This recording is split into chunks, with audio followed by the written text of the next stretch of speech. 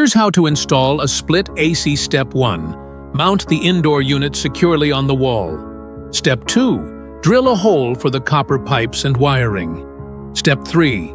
Connect the copper pipes, drain hose, and power cables. Step 4. Mount the outdoor unit on a stable stand.